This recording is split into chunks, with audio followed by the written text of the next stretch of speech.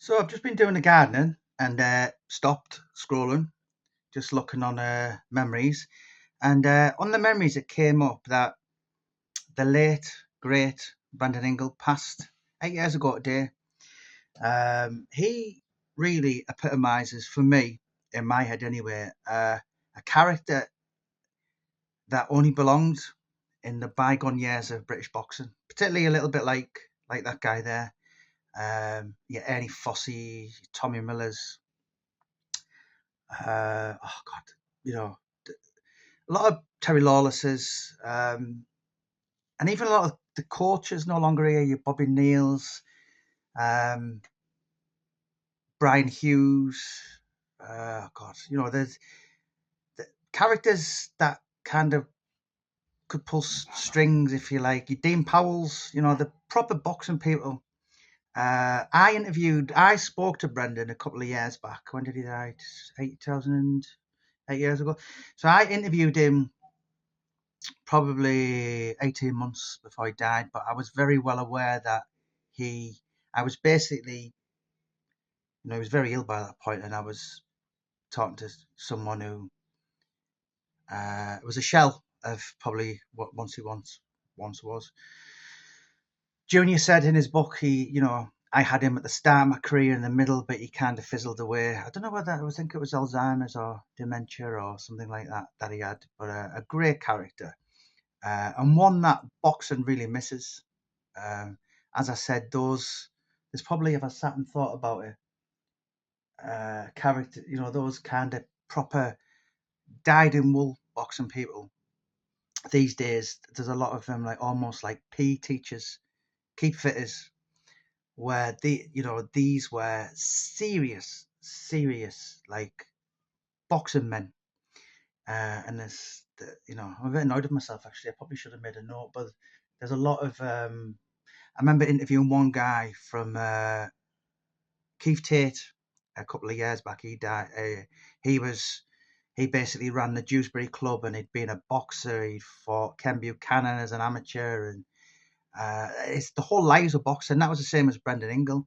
I personally think, as a lot of them, John Spenceley, a friend of mine, who I actually dedicated that book to, boxing promoter.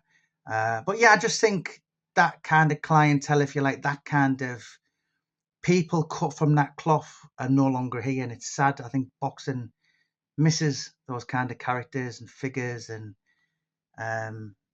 yeah, it's just not the same anymore. I think our boxing's been taken over by people in suits from Kent, where those people were just lived and breathed pugilism, the noble art. But yeah, Brendan Ingle, and I actually thought, um, I mean, do you know what? I think Junior told me as well, and I think Johnny Nelson said what you saw with Brendan Ingle, what he did for the boxers was about 10% of what he did for the community. He would quite regularly.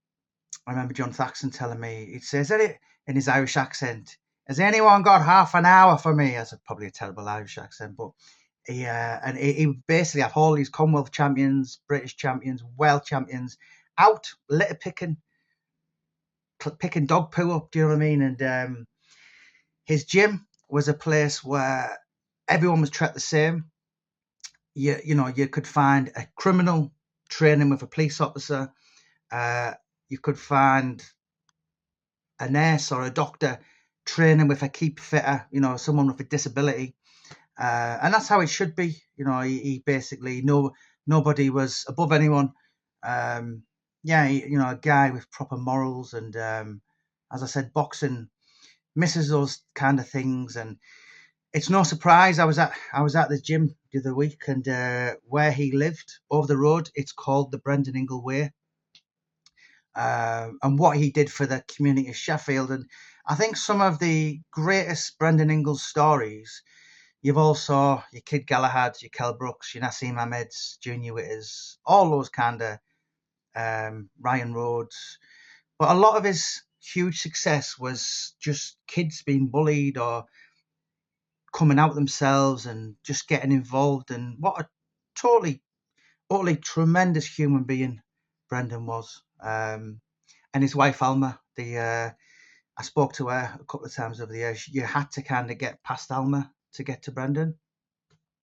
I know Junior said in his book, like Brendan kind of had time for everyone, and Alma was like the lady who wouldn't suffer fools gladly, like, and good on her. There's a lot of people. As much as there's some tremendous people in boxing, there's there's a lot of people that are all take, and she, as I said, she kind of she was the astute one, and together they work as a team. And Brendan and Alma, they did shows together. I know Brendan in particular was very close to Mickey Duff. Um, yeah, they would have, a lot of Brendan's fighters were put on Duff shows, and Brendan and Alma would put shows on themselves. So yeah, 8 years ago today, and you've got to watch and listen to the humane tone and Johnny Nelson. He still gets upset now. Uh, Brendan literally changed people's lives.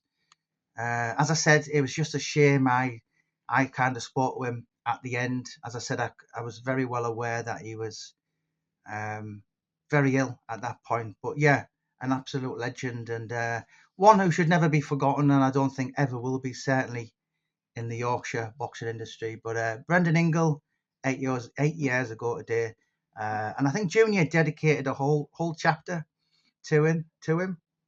Uh, what a journey they went on together, and Junior, like many of those other fighters, holds him up there, absolute highest regard possible.